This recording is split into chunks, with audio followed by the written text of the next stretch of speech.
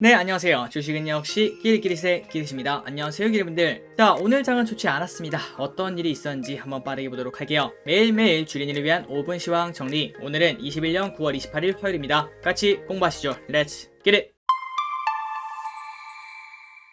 바로 들어가도록 하겠습니다. 오늘 코스피는 마이너스 1.1% 하락, 코스닥은 마이너스 2.1% 하락. 둘 다 치명상을 입었다고 볼 수 있겠죠. 그리고 오늘 같은 장의 가장 안 좋은 점은 시작부터 끝까지 쭉 내려가는 그런 흐름을 나타냈다는 겁니다. 게다가 등락 종목을 보시면 상승보다 하락이 거의 5배 가까이 많기 때문에 오늘 장은 큰 비가 내리고 있습니다. 오늘의 매동을 보도록 하겠습니다. 개인 5,500억 매수, 외국인 112억으로 눈치 보기, 기관은 5,500억 매도를 했고요. 연기금은 280억 매도로 조금 더 매도량을 늘린 걸 확인할 수 있습니다. 자, 오늘 코스피 선물이 말도 안 되는 흐름을 나타냈습니다. 엄청나게 매도를 했죠. 무려 1조 2천억이나 외국인이 선물을 매도를 했습니다. 그래서 이러한 흐름이 그대로 코스피에 반영이 되었죠. 코스피 차트랑 완벽하게 똑같은 걸 확인할 수 있습니다. 자, 오늘의 환율 다시 쭉쭉 올라서 최고치를 경신하려고 하고 있습니다. 1184.4원. 과연 오늘 저녁 미국에서 또 반등이 나와줄지 그 부분을 관심있게 받을 것 같네요. 그런데 기분 나쁜 점이 딱 하나가 있습니다. 아시아장은 별일이 없었어요. 오히려 올랐어요. 니케이는 0.2% 하락, 상해는 0.4% 상승, 항생은 무려 1.5%나 올랐습니다. 하지만 오늘 우리나라만 큰 폭의 하락을 피할 수가 없었죠. 물론 이런 경우는 다른 나라에도 많습니다. 우리는 오르는데 니케이만 떨어지고 상해만 떨어지고 항생만 떨어지고 이런 경우는 충분히 있을 수 있겠지만 어쨌든 그 대상이 우리가 되니까 매우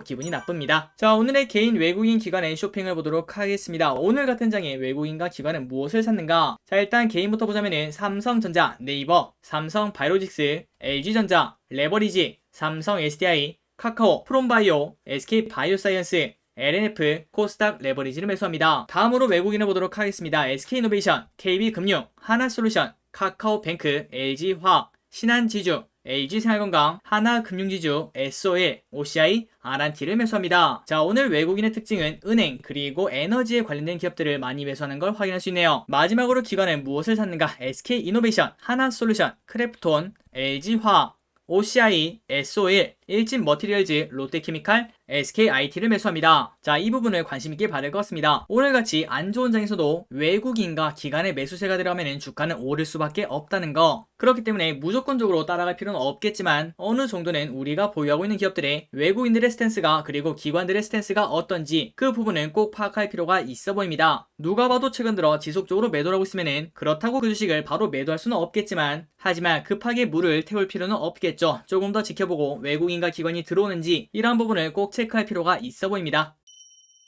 자, 다음으로 오늘의 키워드를 보도록 하겠습니다. 그리고 영상을 끝까지 보시고 도움이 되셨다면 좋아요를 누르시면 정말 감사하겠습니다. 오늘의 키워드는 에너지, 신재생, 원자력, 은행, 보험, 천연가스가 쭉쭉 올라갑니다. 최고치, WTI 쭉쭉 올라갑니다. 최고치. 그리고 이런 뉴스도 쉽게 확인할 수 있죠. 유럽발 천연가스가 폭등. 그리고 올해 겨울이 되면 날씨가 춥지 않겠습니까? 더 올라갈 수밖에 없다고 하네요. 다음으로 지금 현재 중국에서도 전력난 때문에 난리라고 합니다. 그러다 보니 지금 현재 전 세계가 에너지에 목을 메고 있다는 걸 확인할 수 있죠. 자, 한국가스공사 14% 급등합니다. 11월 가스요금 인상에 가스주가 급등을 했다고 하네요. 그리고 이거는 쐐기라고 볼 수 있겠죠. 지금까지 지속적으로 많이 올랐습니다. 그리고 GSE 상한가, 대성에너지 상한가, SOL도 엄청나게 올랐습니다. 11만 6,500원까지 올라갔다가 11만 4,500원에서 위치하고 있네요. 그리고 SK이노베이션도 좋은 흐름을 나타냈습니다. 참고로 SK이노베이션은 포드랑 합작사 이슈도 있다는 거, 그런 부분도 반영되었다는 걸 알고 계시면 좋을 것 같습니다. 자, 다음으로 이 두 뉴스를 보도록 하겠습니다. 지금 현재 독일 그리고 일본에서 선거가 진행되고 있죠. 그런데 여기서 신재생 바람이 불어올 수 있다고 합니다.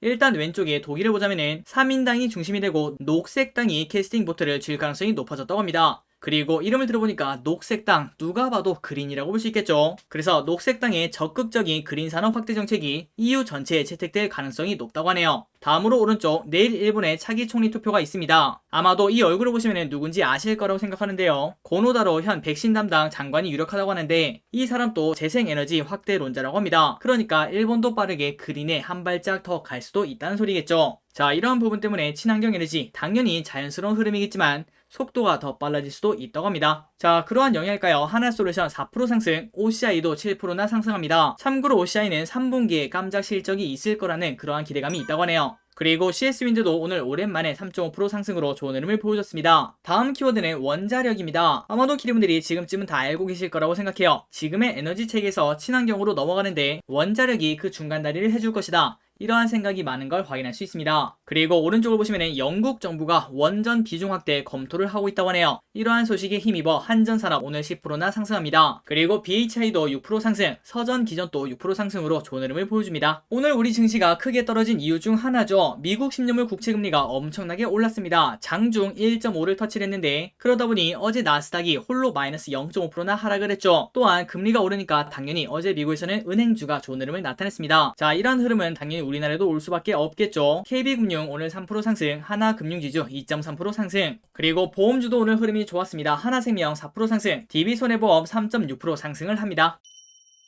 여기서부터는 개별 종목을 보도록 하겠습니다. SKIT 3.6% 올라갑니다. 자, 이렇게 올라간 이유가 무엇인가 그걸 봤더니 방금 전에 같이 봤던 거 기억나십니까? SK이노베이션 유가 때문에 오르기도 했지만 그거 말고 포드랑 합작법인에 투자한다 이런 소식이 나오면서 SK이노베이션이 좋은 흐름을 나타냈다고 말씀드렸는데요. 만약 그렇다면 SKIT 분리막을 납품하니까 그 수혜를 받지 않겠나 이러한 시각에 3.6%나 상승을 했다고 합니다. 그리고 참고로 SKIT 목표가 32만원 리포트도 나왔습니다. 관심 있으신 기분들은 한번 꼭 읽어보시기 바랍니다. 다음입니다. 캠트로스 쭉쭉 올라갑니다. 오늘 또 8% 상승. 이러한 뉴스가 나왔는데요. 캠트로스 제2의 첨보대나 2차전지 화재 방지 분야에서 두각을 나타내고 있다고 합니다. 그리고 LX 인터내셔널 11.5% 상승을 합니다. 자, 올라간 이유는 원자재 가격 급등으로 호실적을 기대할 수 있다 이러한 소식이 나왔다고 하네요. 그러니 어떻게 보면은 인플레이션 관련주라고 볼 수 있을 것 같습니다. 다음으로 오랜만에 일진 하이솔루스 수소에 관련된 기업이죠. 2.4% 상승이고 코오롱 플라스틱 무려 16%나 상승을 했습니다.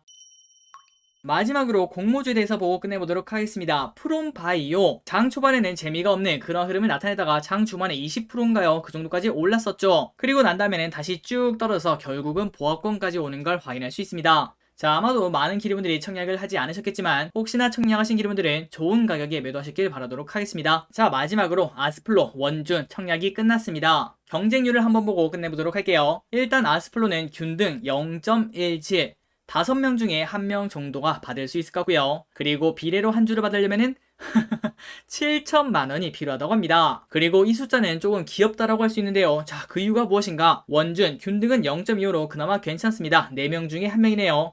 하지만 비례로 한 개를 받으려면은 약 1억 원이 1억 원이 필요하다고 하네요. 어떻게 보면은 진짜 웃음밖에 안 나오는 그러한 자금이 몰리는 걸 확인할 수 있습니다. 그리고 아직까지는 1일차죠. 내일까지 진행합니다. CU테크 현재 균등은 9.5개인데 내일 되면 아마도 빠르게 내려가지 않겠나. 2개에서 3개 정도로 일단 생각을 해볼 수 있을 것 같습니다. 그리고 참고로 CU테크 기관 경쟁률은 1500대 1이 넘었기 때문에 기류분들이 계좌를 가지고 계시다면 청약을 해보시는 것도 괜찮다고 생각합니다. 자, 아스플로 그리고 원준에 참여하신 기리분들 꼭 한 주씩 받도록 저 기리시 기도하겠습니다. 자, 오늘 시황정리는 여기까지 끝났고요. 오늘 또 같이 공부해주셔서 진심으로 감사드리고 내일 장은 정말 깜짝 놀랄 정도로 쭉쭉 올라오시면 좋겠습니다. 지금까지 기리셨습니다. 빠이요.